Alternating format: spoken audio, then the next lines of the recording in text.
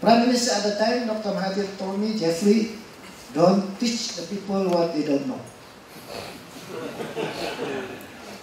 That was the attitude of Kuala Lumpur leaders. This was, indicated by the Prime Minister. When I was in detention, another inspector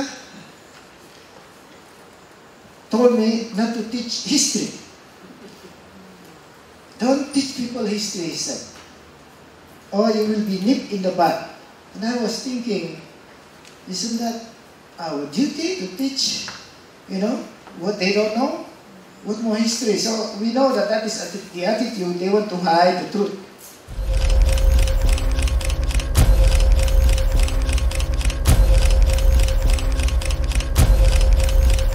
Saudara-saudari sekalian, khususnya daripada Sabah dan Sarawak, hari ini saya akan bercakap berkenaan dengan Sabah dan Sarawak, hubungan kedua-dua negeri ini dengan kerajaan pusat dan segala perasaan tidak puas hati yang biasa disuarakan oleh rakyat Sabah dan Sarawak. Saya menjadi Perdana Menteri pada 1981 dan saya tidak memberi perhatian kepada perubahan yang besar dalam sistem ini. Sekarang ini saya sedar bahawa dianya tidak menepati perjanjian yang dibuat pada tahun 1963. Pada masa itu perjanjian dibuat ialah antara kerajaan pusat di Semenanjung dengan Sabah, Sarawak dan juga dengan Singapura. Kita tahu bahawa perjanjian dengan Singapura itu dibatalkan, tetapi kita teruskan hubungan kita dengan Sabah dan Sarawak, tetapi malangnya tidak mengikuti perjanjian pada 1963. Pada 1963 perjanjian ialah antara kerajaan pusat dan kerajaan Sabah dan Sarawak. Jadi kita lihat sini ada 3 entiti. Apabila kita laksanakan perjanjian ini, dia lari daripada perjanjian dengan kerana kita menempatkan Sabah dan Sarawak sebagai satu di antara 13 buah negeri di Malaysia. Ini berlainan daripada perjanjian.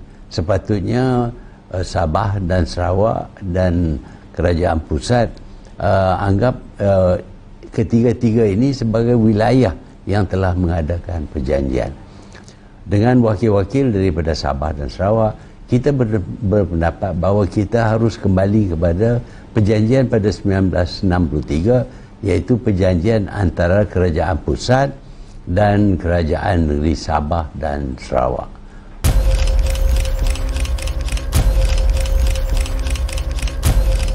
I never regret being arrested, being put in prison, being becoming a fugitive, being called orang gila. I hope that this has helped Sabah leaders to realize that sacrifice is worth a lot. I created this United Borneo Front, UBF, as a vehicle to educate the people and the leaders. Every political party eventually adopted that struggle for the rights of Sabah. My hope is that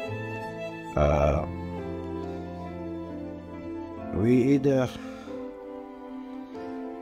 review Malaysia, looking at our relevancy, are we partners, equal partners, then make the constitution equal partners.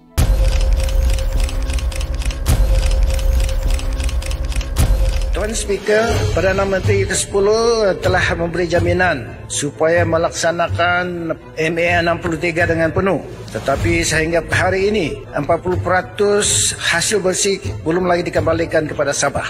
Pengembalian hasil bersih 40% dari segala hasil yang dikutip oleh persekutuan dari Sabah adalah terpaku dalam perlembagaan. Dan perlembagaan harus dihormati kerana setiap wakil rakyat, setiap menteri telah bersumpah untuk mempertahankan perlembagaan.